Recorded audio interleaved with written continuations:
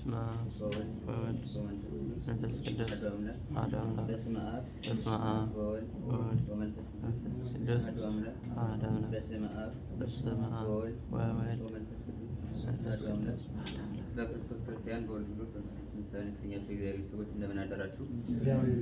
እንደምን አደራችሁ? እንደምን ሳደረሳችሁ? አሜን። እግዚአብሔር ይመስገን ብለን እናመሰግነው። አንደበታችንን የከፈተልን ከፍቶ የሚያከናውነን የአባታችን የአብርሃም የይስሐቅ የያዕቆብ አምላክ እኛም አምላክ እግዚአብሔር ስሙ የተመሰገነ ይሁንልን። እናታችንም አምላክ ቅድስት ድንግል ማርያም ልጇ ባከበራት መጠን ስሟ የከበረ የተመሰገነ ይሁንልን። ቅዱሳን መላእክት፣ ጻድቃን፣ ሰማዕታት እንደየክብራቸው እንደየማዕረጋቸው ስማቸው የከበረና የተመሰገነ ይሁንልን። እንኳን አደረሳችሁ። እንግዲህ እግዚአብሔር በእድሜ ለንስሐ ዘመን ለፍስሐ ጨምሮ ሰዓት ያደረሰን አምላክ ስሙ በድጋሚ የተመሰገነ ይሁንልን። ባለፈው የማይቋረጥ ትምህርት ጀምረን ነበርና በመሀል አንድ ጊዜ የተቋረጠ ነገር ጀምሮ ለማስቀጠል በጣም ችግር ነው። በጣም ብዙ ዘመን አቋርጠን ነው። እንግዲህ እግዚአብሔር ቢፈቅድ ዛሬ እንኳን ሊይዘኝ ነው መሰለኝ፣ ግን ያው መጀመር አለብን ብዬ አስቤያለሁ።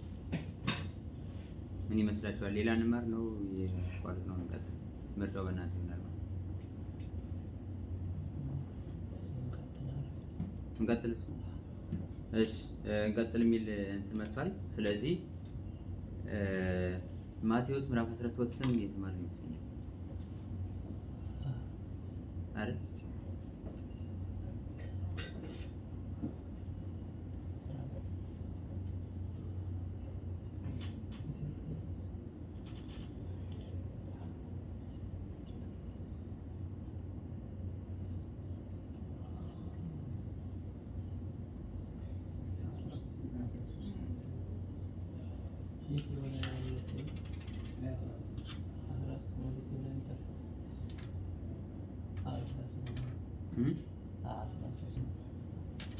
ስለዚህ እንዴት ነው ክርዳድ ተመረን መሰለኝ። ስለዚህ ዛሬ ምዕራፍ 14ን እንጀምራለን ማለት ነው። በጣም ብዙ ቀን ያቃጠልነው አሁን ወደ መጨረሻው መድረስ ነበረብን። እንግዲህ እግዚአብሔር ይርዳና እንድንፈጽመው ያው በቸርነቱ ያግዘን። በጣም እንድንጨርሰው እፈልጋለሁ። ያው ጀምረነው በምን መቅረት ስለሌለበት እንግዲህ እንደምንም ብለን በምን መንገድ ብለን ለመጨረስ እንሞክራለን ማለት ነው። ስለዚህ እናንተም እኔ ስተው እያሰጋችሁ እኔ ደግሞ እናንተን ስትሉት እንትን እያልን ተደጋግፈን እንድንጨርስ እግዚአብሔር ይርዳል። ዛሬ ምዕራፍ 14ን ስናይ 13 እንዳጠቃላይ የምሳሌ ትምህርት ነው ብለን አይተናል። ክርስቶስ ለነጋዴው እንግዲህ በወርቅ በብር እየመሰለ ስለተቀበረው ወርቅ ያስተማረበት፣ ለአራሹ ለገበሬው ደግሞ ስለ ስንዴ እንክርዳድ መስሎ በሰናፍጭ መስሎ ያስተማረበት፣ ደግሞ እንደገና ለሴቶች ደግሞ በእርሾ መስሎ ያስተማረበት፣ ሁሉም እንደሚገባው በሚገባው ምሳሌ እየመሰለ ያስተምር ስለነበረ ክርስቶስ አሁን ሰው ምን የምናገረው እኔ የማውቀው ነው፣ እናንተ ትረዱ አትረዱ ምንም ያን ያህል የሚያሳስበኝ ነገር የለም አይደል? ሰው ያወቃትን እስከሚናገር ነው የሚቸኩለው። ክርስቶስ ግን ሰማዒው ምን ያህል የመረዳት አቅም አለው የሚለውን ስለሚያውቅ ልብና ኩላሊትን የሚመረምር አምላክ ስለሆነ ለሰማዕያን በሚገባቸው መንገድ፣ ለምሳሌ አራሽ ከሆነ ለገበሬው እንዴት ይገባዋል፣ በምን አይነት መንገድ ባስረዳው እንዴት ይረዳል ብሎ ለገበሬው በዚያ ያስረዳዋል ማለት ነው። ሴቶች ከሆኑ ደግሞ በእርሾ መስሎ ያስተምራቸዋል። ምክንያቱም የሚያውቁት ነው፣ በሚያውቁት መረዳት ስለሚችሉ። ነጋዴ ከሆነ ደግሞ ስለ ወርቅ ስለ ብር መስሎ ያስተምረዋል። ስለዚህ ሁሉም ገብቶት ይሄዳል ማለት ነው። ክርስቶስ ዘንድ መጥቶ ትምህርቱ ሳይገባው ሳይረዳለት የሚሄድ የለም ነበር። እኛ ዘንድ መጥቶ ደግሞ ተናግሮ የሚሄድ ነው እንጂ ተረድቶ የሚሄደው በጣም ጥቂት ነው። ምክንያቱም እግዚአብሔር የሚናገረው ሰውን ለማዳን ነው። ሰው የሚናገረው ደግሞ እሱ ምን ያህል ያውቃል ተብሎ እውቀትን ለመግለጽ ነው አብዛኛው የሚያደርጉት። እኔ እንደውም ባለፈውም ተነግራችሁ ነበር። እግዚአብሔር ሲያስተምር ያስተማረበት ስንት ቋንቋ ነበር?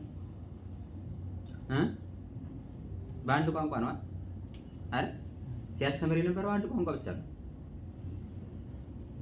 እንግዲህ ዓለምን በሙሉ የፈጠረ አምላክ ይህን ሁሉ ቋንቋ እንዲዘበራረቅ ያደረገ አምላክ የዓለሙን ሁሉ ቋንቋ አሁን እኛ ስንጸልይ ወይ በአማርኛ ስንጸልይ በእንግሊዝኛ የሚጸልየው በኦሮምኛ የሚጸልየው በትግርኛ የሚጸልየው በሙሉ ይሰማል አይደል? ስለሚያውቅ ግን በዚህ ቋንቋ ልናገር ብሎ እንትን አለ። በአንድ ቋንቋ ብቻ አስተማረ። ለሐዋርያት ግን መጨረሻ ላይ የምናደርግላቸው 72 ቋንቋ እንዲናገሩ አደረገ። አሁን ሰው ቢሆን እያወቀ ያን ያህል ችሎታ እያለው ዝም ይላል? ክርስቲያን ይላል? ኧረ እንደው ምን ያህል ቋንቋ ያውቃል የሚለውን ለመግለጽ እንደውም አሁን እኔ ብሆን በጣም ብዙ ነገር አወራለሁ። እግዚአብሔር ግን እየቻለ ሰው ብቻ መረዳቱን ሰው ብቻ ማወቁን እንጂ ያው እሱ ሁሉን አዋቂ እንደሆነ ሳይመሰክሩለት ሁሉን የሚያውቅ አምላክ ስለሆነ ያው በአንድ ቋንቋ ብቻ አስተማረ ማለት ነውና ምሳሌ ነበር 14። አሁን ወደ 15 ስንመጣ የመጀመሪያው ሄሮድስ መጥምቁ ዮሐንስ እንዳስገደለው ነው የምናገኘው። እንግዲህ ሄሮድስ እንደምታውቁት በጣም ጨካኝ ንጉስ ነበር። መጀመሪያ ጌታችን መድኃኒታችን ኢየሱስ ክርስቶስ ሲወለድ የነበረው ሄሮድስ ይባላል። እሱ 3 ዓመት ከ6 ወር በግብጽ በረሃ ጌታ ከተሰደደ በኋላ መልአኩ መጥቶ እነሆ ወደ ገሊላ ወደ ሀገር ተመለስ ብሎ ለማን ነገረው? ለዮሴፍ ነገረው። እስመ ሞት ውለ ያስስዋ ለነፍሰ ሕፃን የዚህን ሕፃን ነፍስ የሚሿት የሚፈልጓት ሙተዋልና እነሆ ወደ ገሊላ ተመለስ ብሎ በህልሙ ነገረው ይላል። አሁን ይህን ስናይ ሌላኛው የመጀመሪያው ሄሮድስ ሙቷል ማለት ነው። ከዚያ ግን ሲሾም ሌላኛው አርኬላኦስ የሚባል የሄሮድስ ልጅ ነበር። ሄሮድስ ተብሎ ይሾማል ማለት ነው። ልክ በግብጽ ፈርዖን እየተባሉ ይሾሙ እንደነበሩት ሌላ ሄሮድስ ነው ማለት ነው። ይሄ ሁለተኛው ሄሮድስ እና ይሄ ሄሮድስ የዚያኛው ሄሮድስ የወንድሙ ሚስት ሄሮዲያዳ የምትባል ሴት ነበረች።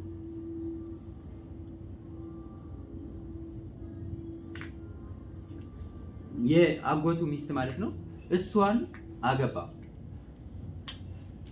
ሲያገባ አይገባህም፣ ይሄን ልትሰራ አይገባህም ብሎ ዮሐንስ ዘለፈው ይላል። እንዲያውም ሄሮድስ እሱን ይፈራው እንደ መምህር የሚያከብረው ነበር ይላል።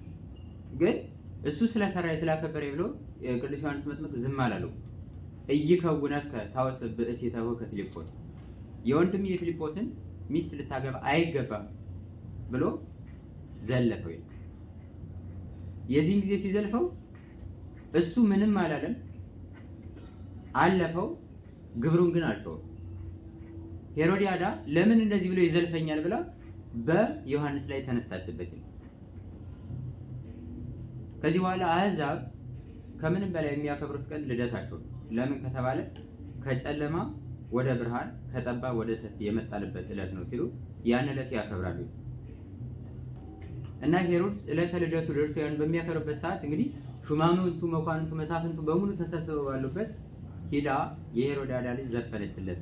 ወአስመረቶ ለሄሮድስ ወለለ ይረፍቁ ምስሌሁ ሄሮድስና ከሱ ጋር የተቀመጡት በሙሉ ደስ አሰኘቻቸው ይላል። ለምን? ዘፈን በጣም ትችል ነበር። የዚህን ጊዜ ሄሮድስ በጣም ደስ ተሰኘና ወመሐለ ላቲ ከመይሃባ እስከ መንፈቀ መንግስቱ እስከ መንግስቱ እኩሌታ ድረስ ማለት ግማሹን የመንግስቱን እኩሌታ አስቀርቶ ሌላውን እስከ መስጠት ድረስ ማለላቸው። እሷ ግን አስቀድማ በእናቷ የምታደርገውን ታውቅ ነበር። እናቷ መጀመሪያ ስትሄድ ሄሮድስን ዘፍነሽ ደስ አሰኝተሽ ምን ልስጥሽ ካለች የዮሐንስን አንገት ቆርጠ በወጭ ስጠይ በይው ብላ ሰዳት። ስለዚህ እሷ ታውቅ ነበር። ምንም አለምን እሷ የምትፈልገው ያንን። በጣም የሚገርማችሁ ክርስቲያኖች አሁን እኛ ኃጢአት ልንሰራ ካሰብን ያችን ኃጢአት ነው የምናስበው እንጂ ምንም አይነት ስብከት ተሰበክን፣ ምንም አይነት ነገር ተነገርን፣ ምንም አይነት ታምራየን አንመለስም። እና ያችን እያሰበ እየሄደ ያችን ነገር ከዚህ በኋላ የዮሐንስን ራስ ፈልጋለሁ ስትለው ሄሮድስ ተጸጸተ ይላል። ለምን? ህዝቡም ሄሮድስም ዮሐንስን እንዳባት ያከብሩት እንደመምህር ይፈሩት ነበርና ይህን ያህል መምህር እንዴት አንገቱን ቆርጬ ለሱ አስጣለሁ ብሎ ተጸጸተ ይላል። ግን አንዴ ከመሐለ አሕዛብ ደግሞ መሐላቸውን አይለውጥም ይላል ትርጓሜው። ከማሉ አንድ ጊዜ ማሉ።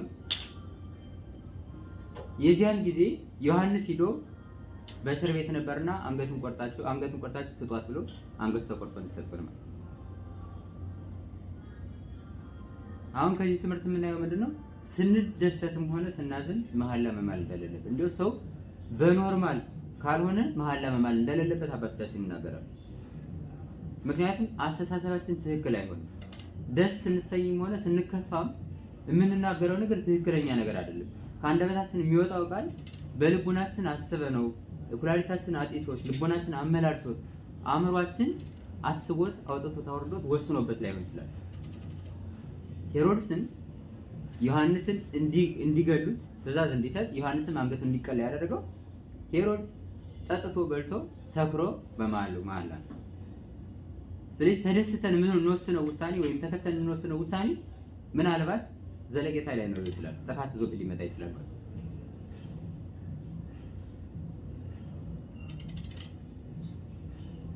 እና ምን ላሉ አባቶቻችን ሌሎች ሐዋርያትን ሳይፈሩ እነ ኤልያስ ያን ያህል ከነ አክዓብ ከነ ኤልዛቤል ጋር ታግለዋል። ግን የእግዚአብሔር ምሕረት እየከለላቸው እንዳይሰየፉ፣ እንዳይቆረጡ፣ እንዳይፈለጡ እግዚአብሔር በቸርነቱ እየወሰደ እየሰወራቸው ዮሐንስ ሲያደርግ የነበረው ሂዶ ከፊቱ እይከውነከ ታውስ ብእሲተሁ ከፊልጶስ ይህ ወንድም የፊልጶስን ሚስት ልታገባት አይገባህም እያለ ይገስጸው ነበር። ያን ሲገስጸው ማታ ማታ እየሄደ በአእምሮ ያቃጭልበት ነበር። በእሷም እንደዚህ ማለት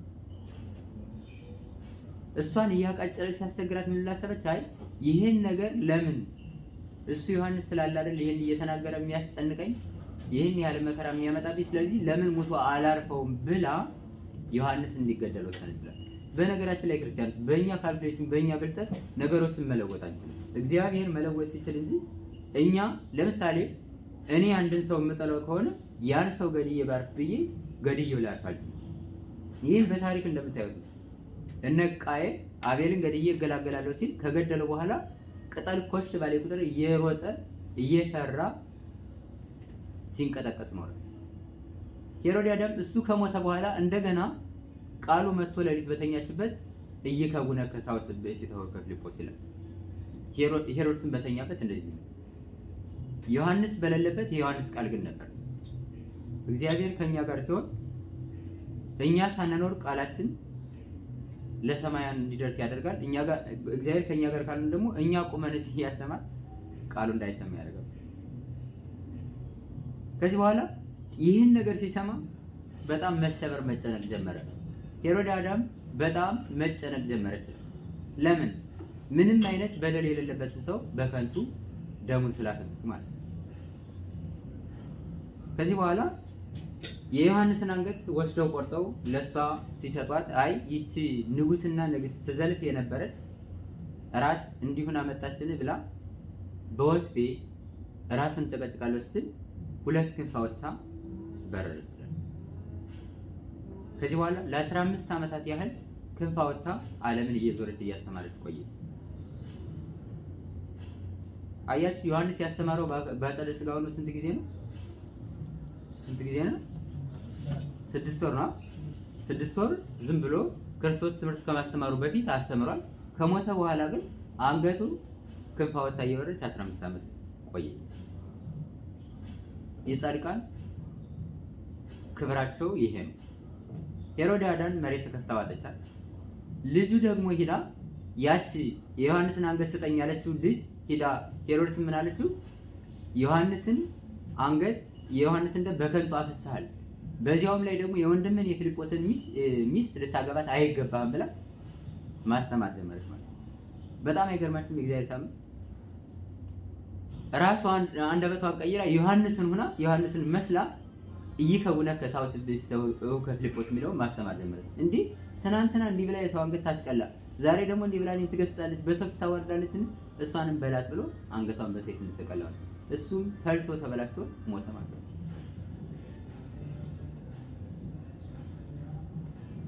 ስለዚህ ይህን ሁላ ነገር ያመጣው ምንድነው? ሲደሰት እንደበላ እንደጠጣ እንደሰከረ የመሐለው። ስለዚህ በደስታም ሆነ በመከራ ሰዓት አንደበታችንን ልንይዝ ልንገታ ይገባል።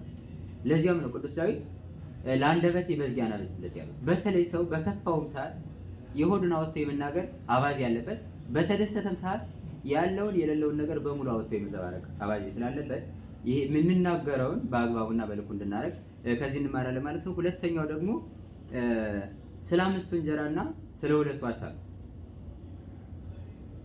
ይህን ርዕስ ስለምናደርገው በኋላ መለስበታለሁ።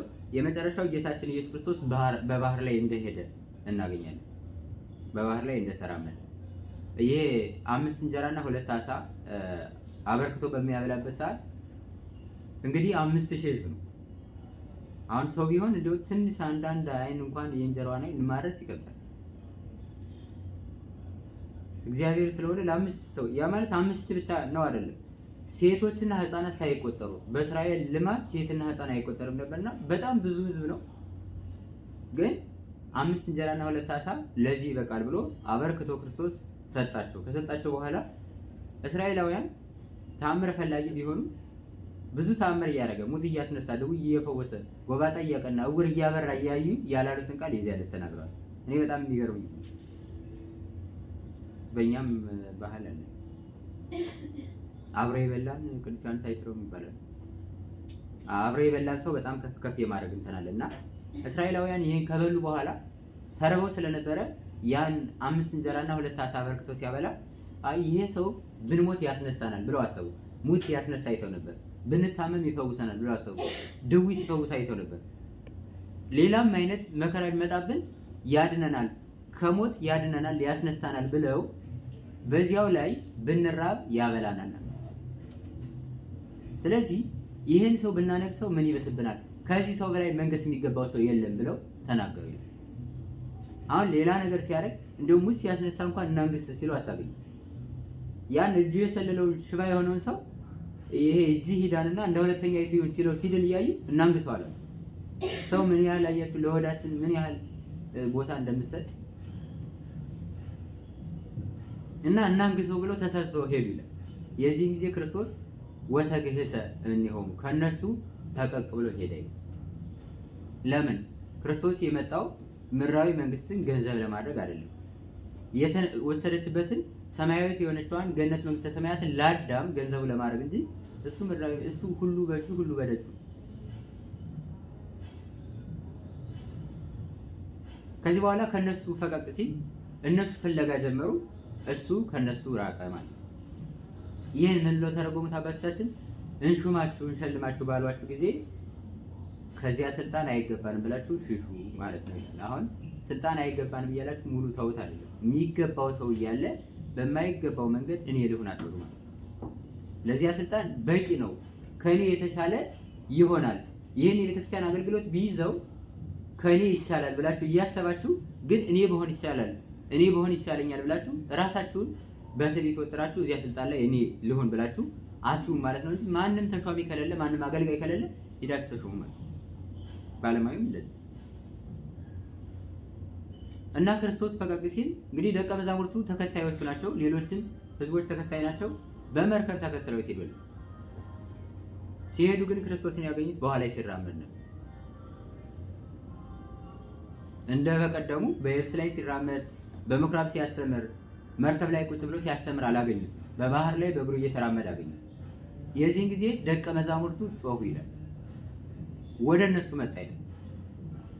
እንደው አሁን እግዚአብሔር አይበለው እንጂ ምጻቱን እንደው ዝቅ አድርጎ አቆይቶልን እንደው ንስሐ ገብተን ለመምጣት ያውቀው እንጂ አሁን ቢመጣ የማይጮህ ሰው ይኖራል? ክርስቲያን እኛ ምን ብለን እንጮህ ይሆን? አሁን ሲመጣ በጣም ተጨነቁና ምትሃት ነው።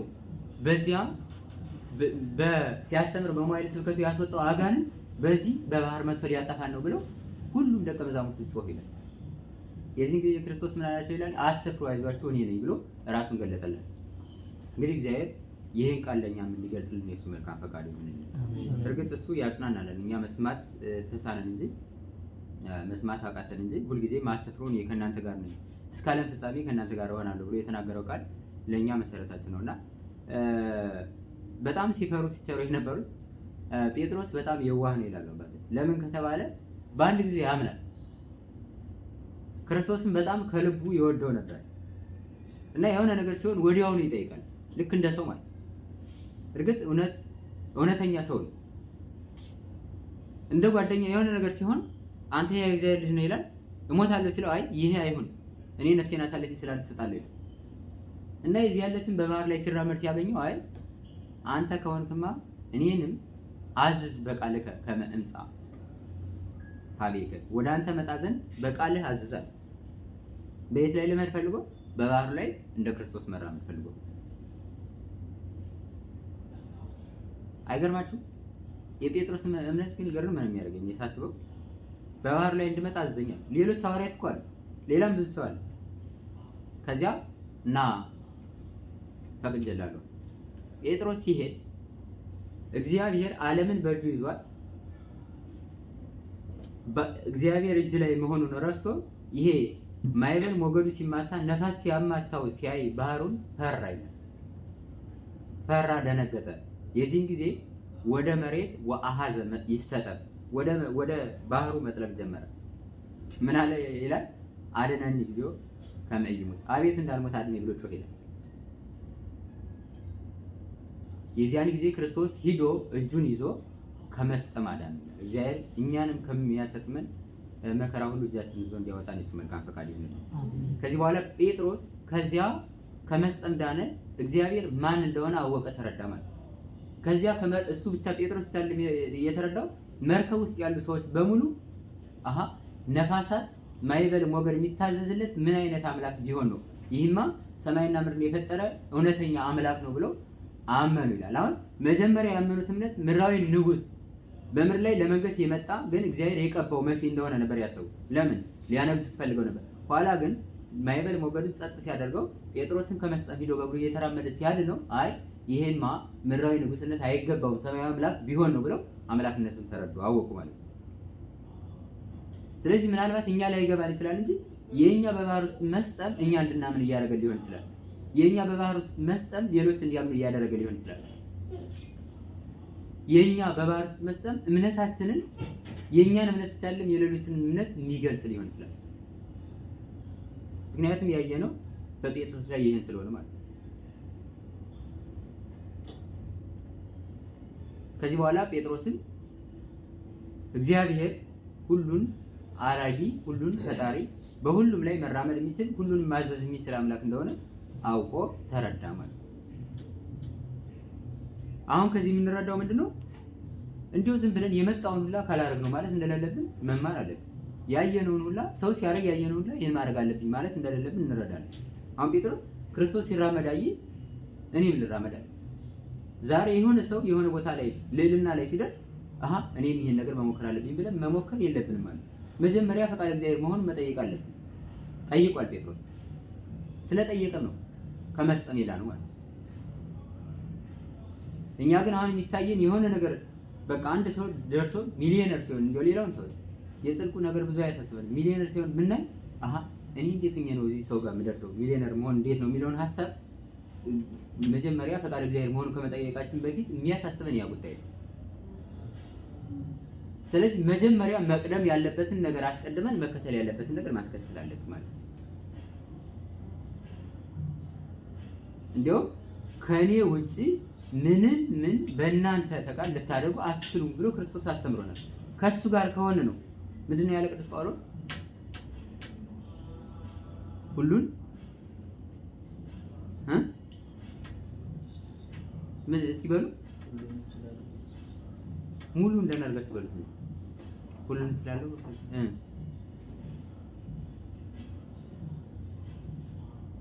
በእራሳችሁ ሁሉን በሚሰጠኝ በክርስቶስ ሁሉን እችላለሁ። ስለዚህ የሚያስችለን ክርስቶስ ነው ማለት ነው። ክርስቶስን ከያዝን የማንችለው ነገር የለም። ክርስቶስን ካላዝን የምንችለው ነገር የለም። በቃ ወደድንም ጠላንም ይሄ መጽሐፍ ቅዱሳዊ ቃል። ስለዚህ መጀመሪያ ፈቃድ እግዚአብሔር መጠየቅ እንዳለብን ከጴጥሮስ እንማራለን ማለት ነው። የመጨረሻ ርዕስ አድርገን የምንይዘው ሁሉም በልተው ጠገቡ በሚል ቃል ይሆናል። በማቴዎስ ወንጌል ምዕራፍ 14 ቁጥር 20 ላይ የምናገኘው ቃል ነው። ሁሉም በልተው ጠገቡ በሉ እስኪ በሉ ደህና አድርጋችሁ በሉ ሰልሱ ሁሉም በልተው ጠገቡ። ይህን ቃል እንግዲህ የጻፈልን ከ12 ሐዋርያት መካከል የሆነው አንዱ ሐዋርያ ቅዱስ ማቴዎስ ነው። በነገራችን ላይ ይሄን ህብስት አበርክቶ ማብላቱን ተካፍለው ጽፈውታል ሁሉ። ማቴዎስ የመጀመሪያ እንደመሆኑ ትርጓሜውም አንድምታው በደንብ ተመስጥሮ የተቀመጠልን ማቴዎስ ላይ ነው።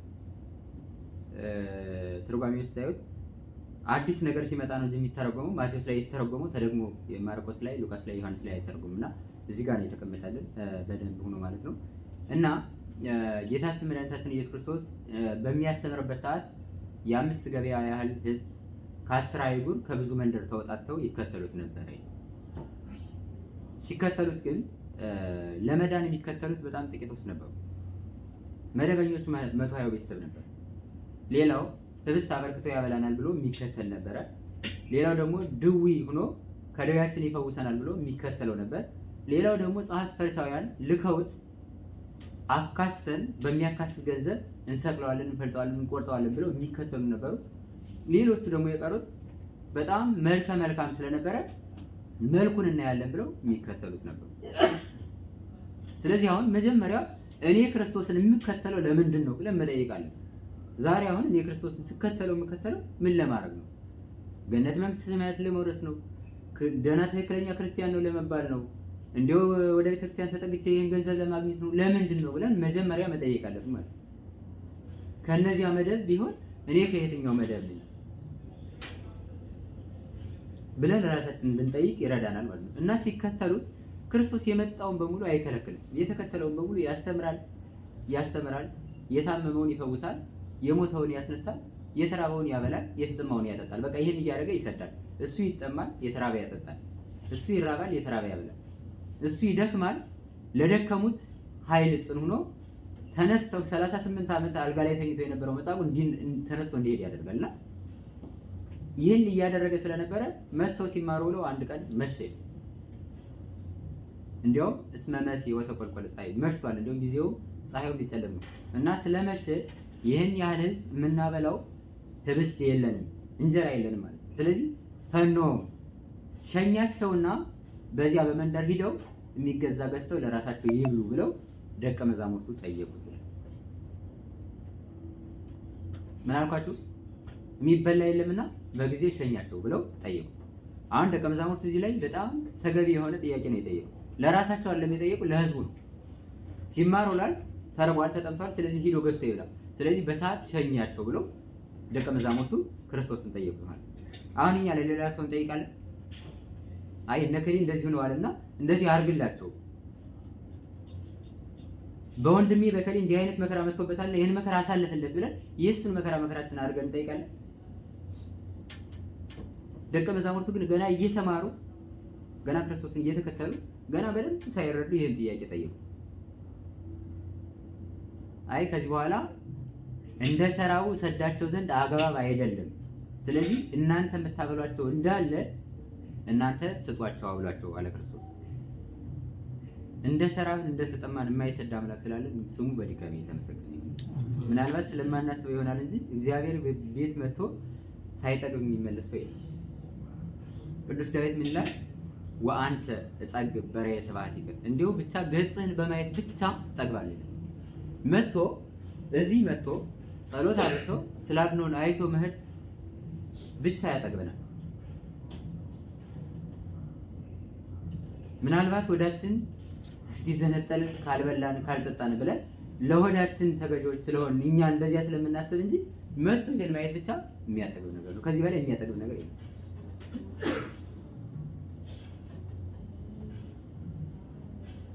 ከዚህ በኋላ አይ በእኛ ዘንድስ ምንም ይህን ያህል ሰው የሚያጠግብ ህብስት የለንም፣ ያለንም 2 ዓሣና 5 እንጀራ ብቻ ነው።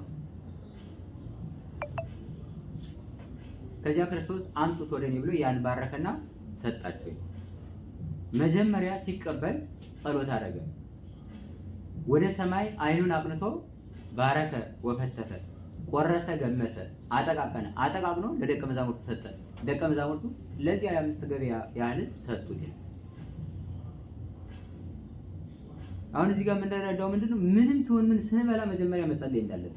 ክርስቶስ ጸልዮ የሰጠውን ህብስት እኛ እንዴት ዝም ብለን እንበላለን? ክርስቲያን አሁን ግማሾቻችን እኮ ስንበላ እንጀራ በወጥ ወይ በቃ ኖርማል ምግብ ካልሆነ ወይ ራት ወይ ምሳ ካልሆነ ደግሞ ለዳቦ ደግሞ ለዚህ መጠጥ ምናምን ብለን ጸሎታን እንተዋታለን አይደል? እንደዚያ መሆን የለበትም። ምን በላው ምን ጠጣው እስከሆነ ድረስ ይሄ ምግብ ወደ ውስጥ አይገባም ብሎ ሰይጣን መቼም ከመፈተል አይለቀንም። ይሄ ምግብ ራስ ስላልሆነ ብሎ ያን ነገር ሳይፈትነው አይተው። ስለዚህ መጀመሪያ ከመብላት ከመጠጣታችን በፊት ምን ማድረግ አለብን ማለት ነው? ጸሎት ማድረግ አለብን። ያስተማረ ክርስቶስ ይሄን ነው። አይናችንን አቅንተን መጸለይ አለብን። እንዲሁ መቼም ቢሆን ስንበላ ስንጠጣ ጸሎት አስፈላጊ ነው። ስንበላ ስንጠጣ እንደውም አባቶቻችን ምን ነው የሚሉ ስትሄድ ራሱ ከቤት ስትወጣ ወደ ቤት ስትገባ፣ ስትነሳ፣ ስትቀመጥ በእያንዳንዷ ቅጽበት እግዚአብሔርን ማሰብን አትርሳ። ያ ማለት ጸሎት መጸለይን አትርሳ።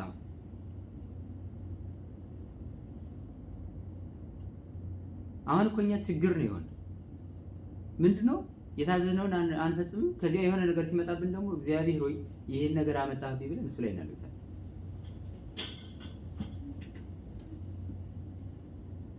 እና እግዚአብሔር ባርኮ ሰጣቸው።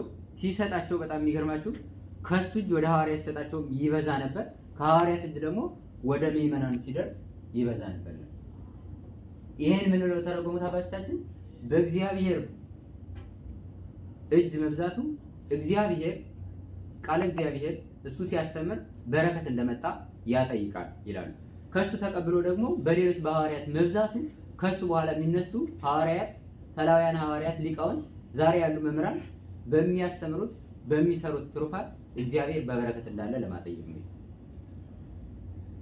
ስለዚህ የሁለቱ ተደምሮ በልተው ሁሉም በልተው ጠገቡ። ሲጠግቡ እግዚአብሔርን ማንገስ ፈለጉ። እግዚአብሔር ይሄን ነገር ያጠገባቸው መጀመሪያ ያበላቸው ለምንድን ነበር ከተባለ ስጋውን ደሙን ለማሰማር መጀመሪያ ምድራዊ ህብስትና ምድራዊ መጠጥ ማብላት ማጠጣት ስለነበረበት ነው ብሎ ተረጎሙታል። እነሱ ያን በልተው ደስ ሲሰኙ ጠገብን ብንራብ እንግዲህ ያበላናል እያሉ ደስ ሲሰኙ፣ ስለዚህ አትደነቁ፣ ስለዚህ ስለ ምድራዊ ህብስት አትጨነቁ። አሁን በልታችሁት ኋላ ቀጠና የሚሆናችሁ አብዝታችሁ ብትበሉት ቁንጣን ለሚሆናችሁ ምግብ አትጨነቁ። መጨነቅ መደነቅ ያለባችሁ ሰማያዊ ስለሆነው መብልና መጠጥ ነው ብሎ ነገራቸው። በዮሐንስ ወንጌል ምዕራፍ 6 ላይ ይሄን አስተማራቸው። ሲያስተምራቸው እነሱ እንዴት ሊሆን ይችላል? የሩቅ ብእሲ ስጋ እንዴት ህይወት ሊሆን ይችላል? እንዴት የእሱን ስጋ በልተን የእሱን ደም ጠጥተን ገነት መንግስተ ሰማያትን እንወርሳለን ብለው አሰቡ። አሁን ችግሩ ይሄ እግዚአብሔር የሚያስበው የሚሰጠን የሆነ ነገር ለሌላ እኛ የምንረዳው በሌላ፣ እግዚአብሔር የሚያበላን የሚያጠጣን ለሌላ ምሳሌ፣ እኛ የምንረዳው ደግሞ በሌላ ምሳሌ ይሆናል። ከዚህ በኋላ እነሱ እንዲያያሉ መጠራጠር ጀመሩ። ምን አላቸው ክርስቶስ? እውነት እውነት እላቸዋለሁ ስጋዬን ያልበላ ደሜን ያልጠጣ የዘላለም ሕይወት የለውም ብሎ ነገራቸው። ማለት እኔ ካበረከትኩት ህብስት ያልበላ እኔ ካበረከትኩት ውሃ ያልጠጣ አላለም። ስጋዬን ያልበላ ደሜን ያልጠጣ የዘላለም ሕይወት የለውም ብሎ ነገራቸው። ማለት ስለዚህ መጀመሪያ ታምሩ ያደረገው ለምንድን ነው ከተባለ እውነተኛ የሆነው መብልና መጠጥ በልተው ጠጥተው ገነት መንግስተ ሰማያትን እንዲወርሱ ለማስረዳት። ይሄ ህብስት ይሄ መጠጥ ከንቱ ነው፣ ምድራዊ ነው፣ ይጠፋል። እኔ የምሰጣችሁ ግን አይጠፋም፣ ተዋህዷችሁ ገነት መንግስተ ሰማያትን እስከምትወርሱ ድረስ አብራችሁ ይዘልቃል ሲል ያን አደረገላችሁ ማለት ነው። እና እዚህ ጋር አንድ የምናየው ነገር ምንድነው? ክርስቶስ አሁን አያምኑበትም፣ ይጠራጠራሉ። እንደነገርኳችሁ የተወሰኑት ናቸው አምነው የሚከተሉትና ህብስት አበርክቼ አበላችኋለሁ ቁጭ በሉ አላቸው ይላል። እንዲያው ሳሩ በጣም የለመለመ ሳር ከውሃ ዳር ነበር ትርጓሜ እና ቁጭ በሉ ሲላቸው ሁሉም ስርዓት ይዘው ቁጭ አሉ። ሌላ ሰዓት ሌላ ታምር ላደረግ ነው እንደዚህ ሁኑ ቢላቸው ላይቀመጡ ይችላሉ። የምግብ ጉዳይ ስለሆነ ያም ሆነ ቁጭ በሉ ሲላቸው መቀመጣቸው አንድ በጣም ትልቅ ነገር ነው። እኛውም ቁጭ በሉ በተባልንበት ቦታ መቀመጥ በጣም ትልቅ እግዚአብሔር የሚያስደስት ነገር እንደሆነ እንረዳለን ማለት ነው። እጃቸውን እንዲያውም እስራኤላውያን በህጋቸው ይላል እጃቸው ደም እስኪሰርፈው ድረስ መላልሰው መልሰው ካልታጠቡ ምግብ አይበሉም ነበር። አሁን ሌላ ሜዳ ላይ ቢያደርጋቸው አይ ሳንታጠባ መጡ አስቀመጠው አስነሳው፣ ስለዚህ ምንም ያበረከተው ነገር የለም እንዳይሉ ከውሃ ዳር ወሰደና እንዲታጠቡ አደረጋቸው። አይ ቦታው አልተመቸንም፣ ቦታው ደረቅ ነበረ፣ ድንጋይ ነበር፣ አሸዋ ነበር እንዳይሉ በጣም የለመለመ መስክ ላይ ወስዶ ሁሉንም አስቀመጣቸው፣ እንዲቀመጡ አደረገ። ከዚያ ህብስቱን አበርክቶ ሰጣቸው። አሁን ህዝቡ ተቀመጡ በተባሉበት ቦታ መቀመጣቸው አንድ ነገር ነው። አበረክታለሁ ተቀመጡና ብሉ ሲላቸው ቁጭ ብለው ያን ተቀብለው መብላታቸው ሌላ ነገር ነው።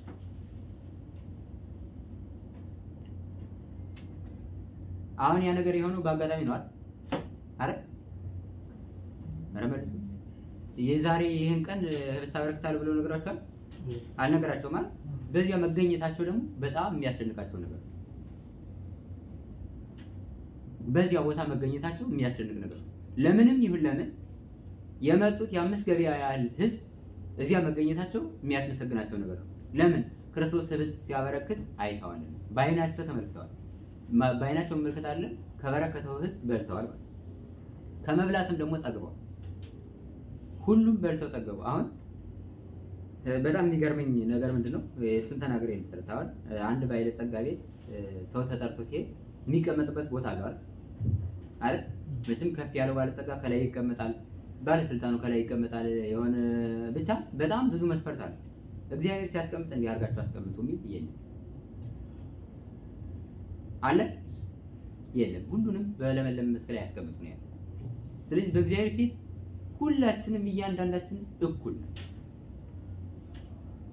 ለምን? የሚጎተት ልብስ ለብሼ ስለሰበኩ አይ ይሄ ለኔ አገልጋይ ነው ብሎ እግዚአብሔር ከፍ አያደርገኝም።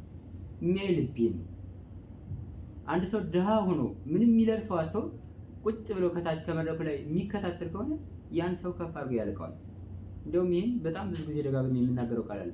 አብርሃም ሶርያዊ እንግዲህ ጳጳስ ነው አይደል? ያማረ ልብስ ለብሶ ያማረ መስቀል ይዞ ያማረ ስም አለው፣ ያማረ ጢም ይኖረዋል። ብዙ ነገር ሆኖ ከመናፍቅ ጋር ተከራከረ። መጀመሪያ ስምዖን ሰፋይ አሳይ የሚባለው ደግሞ አይኑን አውጥቶ ለአንዲት ዘማ የሰጠ ሰው ነው። ምስኪን ሰው፣ የሚለብሰው የሌለው የተቆራረጠ ልብስ የለበሰ ሰው። ሲከራከሩ እመቤታችን ያለችው ለአንተ አይቻልህም፣ ሂድና ስምዖንን ጠይቀው እሱ ያደርግልሃል ነው ያለው። ተራራውን ያፈለሰው ያ ምስኪኑ ስምዖን። ስለዚህ መድረክ ላይ መገኘት ሳይሆን መድረክ ላይ ተገኝቶ ያስተማረውን እግዚአብሔርን ያዘለ ልቡና ነው የሚያስፈልገው ማለት ነው። እና እግዚአብሔር ቁጭ በሉ ሲል ሁሉንም በኩል አስቀምጣቸው። ዛሬውን ቢመጣ ከሌ እንደዚህ ስለሆንክ ናዚ ቁጭ በል፣ ከሌ እንደዚህ ስለሆንክ ዛሬ ቁጭ በል። እንደው እዚህ እንኳን ስንቀመጥ ያው እዚህ እኛ እንቀመጣለን፣ እናንተ ከኋላ ትሆናላችሁ። ይህ ሁሉም ነገር መስፈርት አለ። እግዚአብሔር ግን እንደዚህ ያለው ነገር የለም። ሁሉንም እኩል ነው የሚያየው። የሚፈርደው ሁላችንንም በእኩል አይን ነው።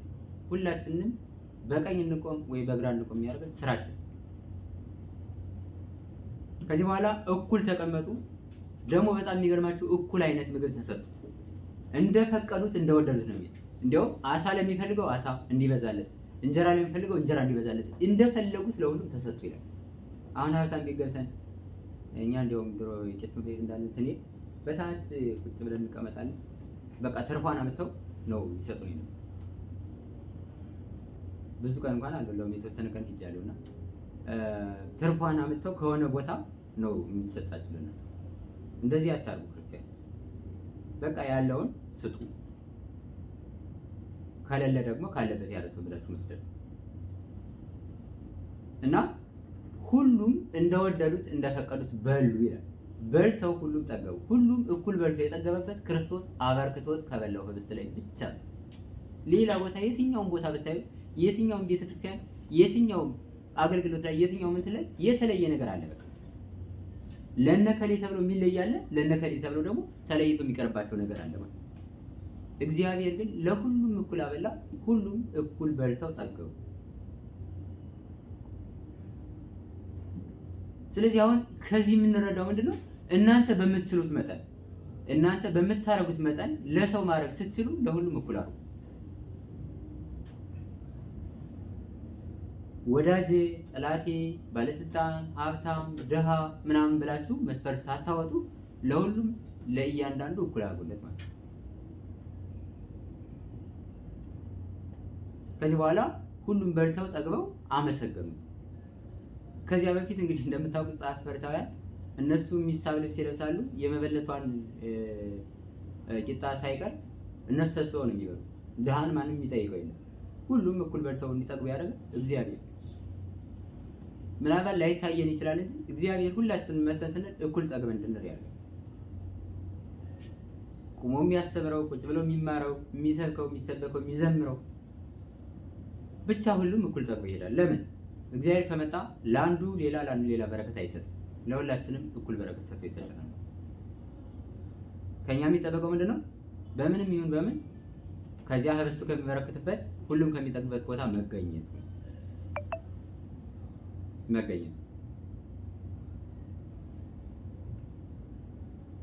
አሁን ብዙ ሰዎች አሉ በአጋጣሚ እንደተነጠሉ የቀሩ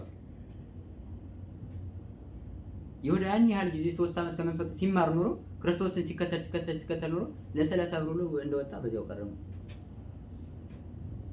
ስለዚህ እስከ ዛሬ ተከትያለሁና ከዚህ በኋላ ይበቃኛል ብሎ መሄድ የለም ማለት ወዘ አዝለፈ ትዕግስቶ ውእቱ ይድህን በማቴዎስ ወንጌል ምዕራፍ 10 ቁጥር 24 ላይ እስከ መጨረሻው ድረስ የጸና እሱ ይድናል። ስለዚህ እስከ መጨረሻው መጽናት አለብን። ትናንት አገልግያለሁ፣ ትናንት ዘምሬያለሁ፣ ትናንት ቀድሻለሁ፣ ትናንት እንደዚህ አድርጌያለሁ፣ የሰባኩ ጉባኤ አባሉኝ አገልግያለሁ ብለን ዛሬ የምንተወው አገልግሎት መኖር የለበትም ማለት ነው። ዛሬም መከተል አለብን። ስንከተል መጨረሻም እንደተከተለው ተከትለን ገነት መንግስተ ሰማያት እንወርሳለን።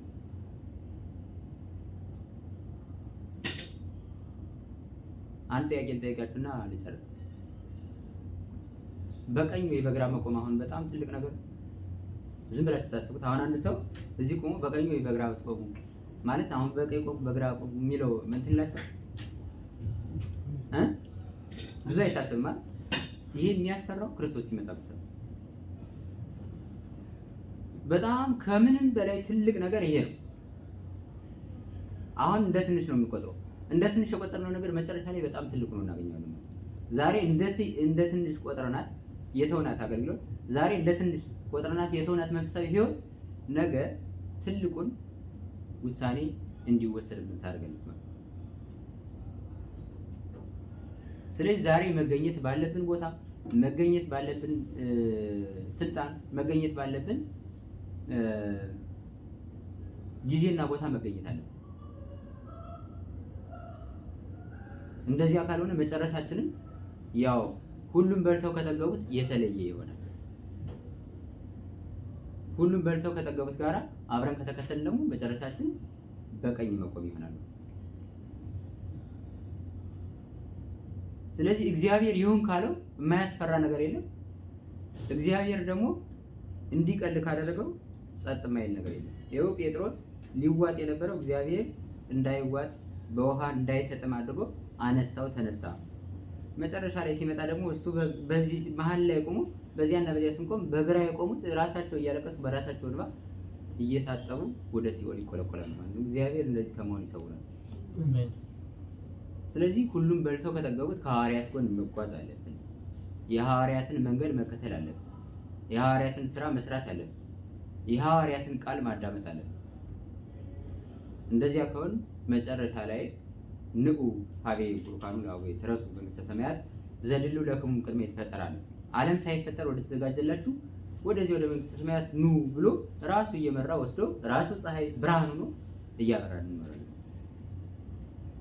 ያን የምናደርገው ግን ዛሬ እሱን እየተከተልን ስንኖር ኋላ እሱ አስከትሎን ወደዚያ ይገባል ማለት ነው። እግዚአብሔር እሱ እንድንከተለው ተከትለንም ንስሐ እንድንገባ ስጋውን እንድንበላ ደግሞ ይሰጣ የእርሱ መልካም ፈቃድ ይሁንልን። በሰማነው ቃል 30 ዓመት ያማረ ፍሬ እንድናፈራ እግዚአብሔር አምላካችን በቸርነቱ ይርዳን። ወስብሐት ለእግዚአብሔር።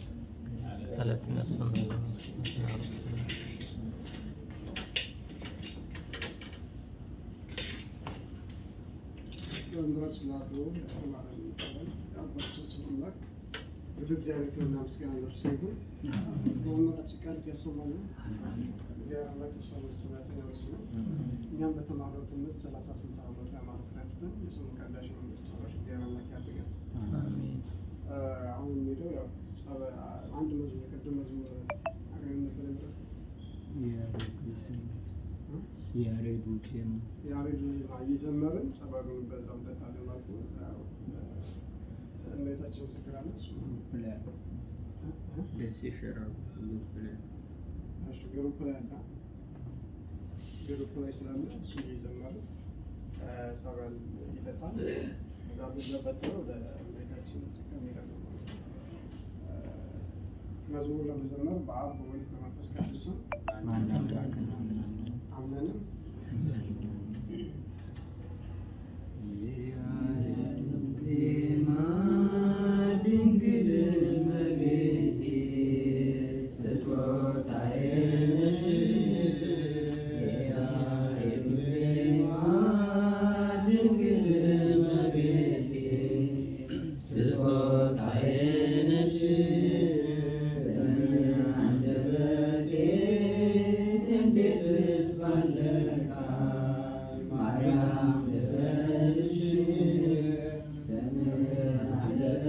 Yeah.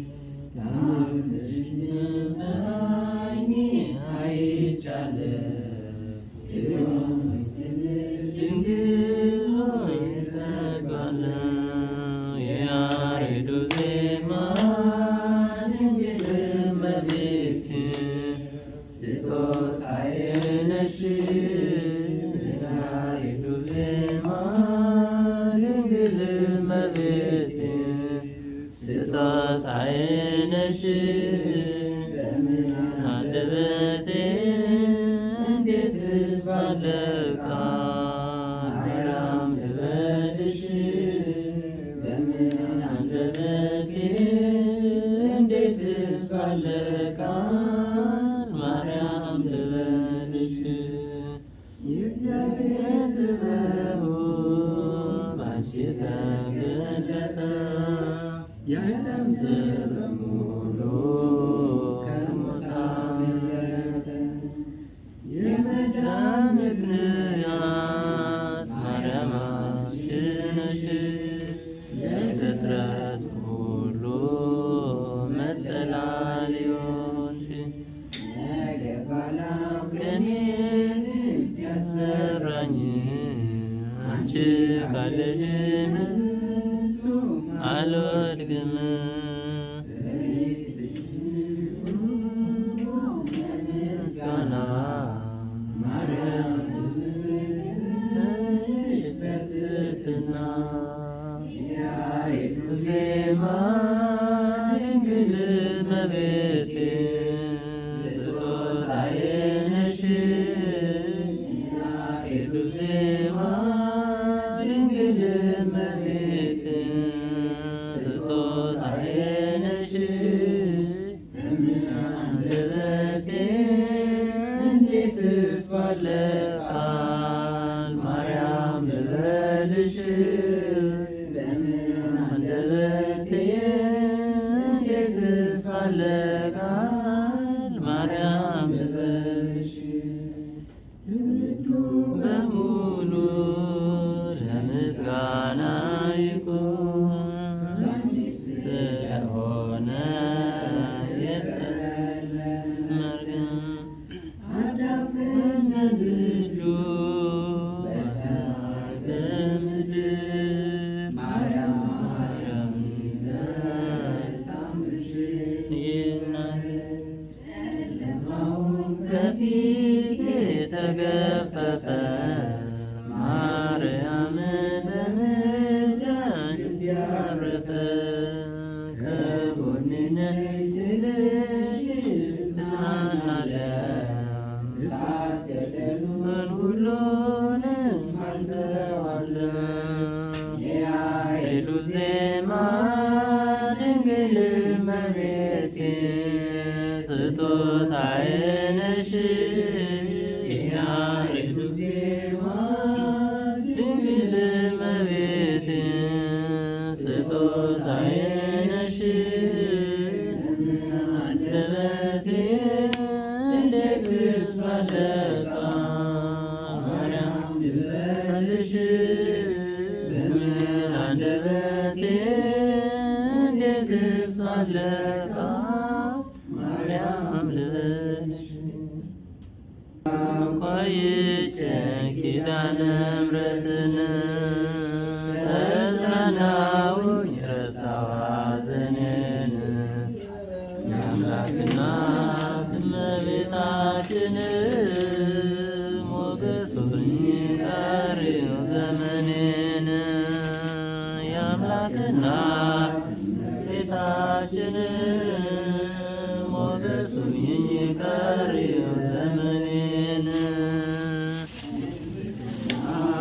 ቆይቼ ኪዳነ ምሕረትን ተጽናናሁኝ ረሳሁ ሐዘኔን የአምላክ እናት እመቤታችን ሞገስ ሁኚ ቀሪው ዘመኔን የመከራ ዘመቤታችን ሞገስ ሁኚ ቀሪው ዘመኔን የመከራ ዘመን አለፈ እንደ ዋዛ አንቺን ተጠግቼ የዓለምን ቤዛ የልጅሽ ቸርነት ያንቺም ደግነት ባሪያሽን ሰወረኝ ከአስጨናቂ ሞት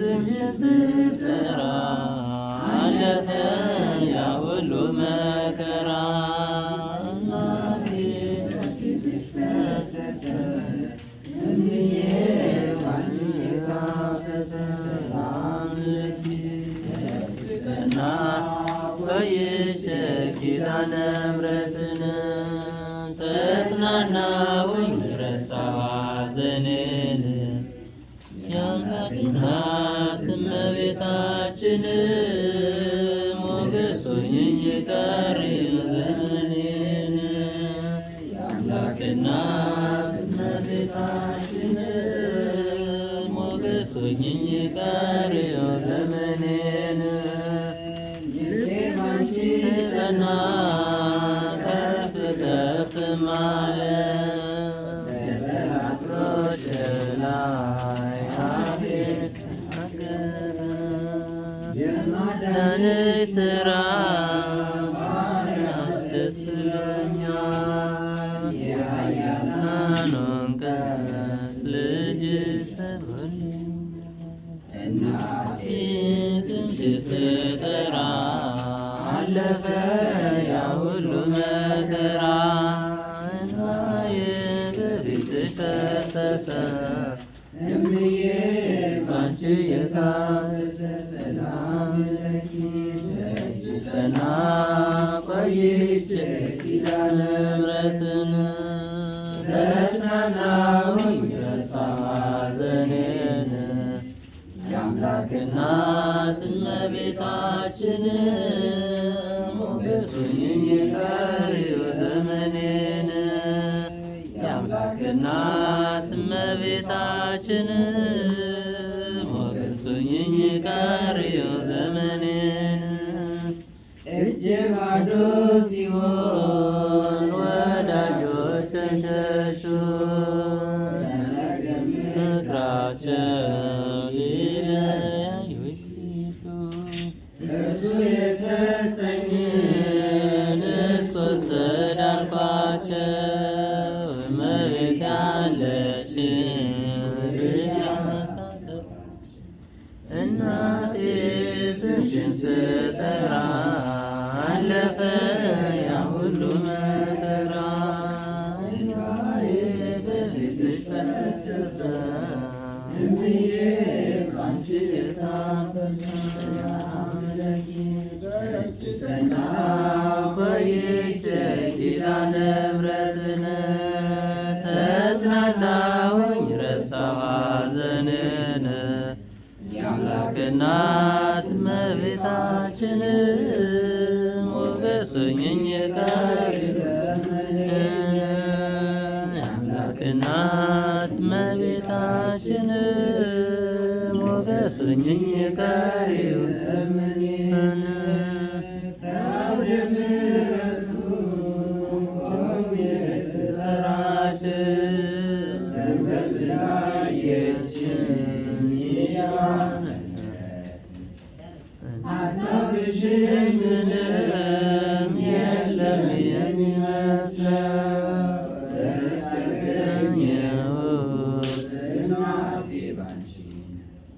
እናቴ ስምሽን ስጠራ አለፈ ያ ሁሉ መከራ እንባዬ በፊትሽ ፈሰሰ እምዬ ባንቺ የታፈሰ ሰላም ለኪ ደጅ ጸናሁ ቆይቼ ኪዳነ ምሕረትን ተጽናናሁኝ ረሳሁ ሐዘኔን የአምላክ እናት እመቤታችን ሞገስ ሆኚኝ ቀሪው ዘመኔን የአምላክ እናት እመቤታችን ሞገስ ሆኚኝ ቀሪው ዘመኔን ልቤ ባንቺ ጸና ከፍ ከፍ ማለት በጠላቶቼ ላይ አቤት የማዳንሽ ሥራ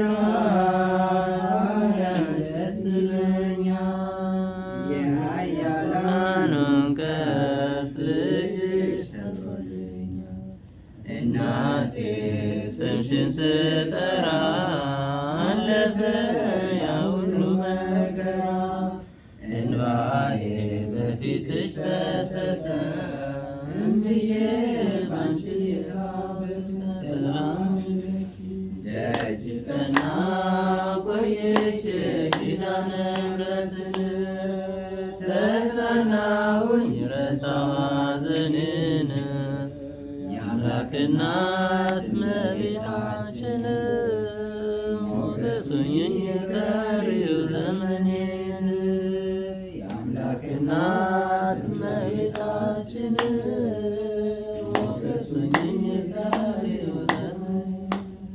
አሜን። ስለ መዝሙሩ ጌታችን አምላካችን መድኃኒታችን መድኃኔ ዓለም ኢየሱስ ክርስቶስ እናታችን ከቅድስተ ቅዱሳን ከንጽሕተ ንጹሐን ከማምላክ ወላዲተ አምላክ ከድንግል ማርያም ጻድቃን ከሰማዕታት ጋር ስሙ ዛሬም ዘወትር የተመሰገነ ይሁን። ያው ለሁላችን ዝማሬላት ያሰማል። ያው ጸሎት ጻድቁን እየቀመሱ ሲጨርስ ደግሞ መርሐ ግብራት ይሄዳሉ ማለት ነው።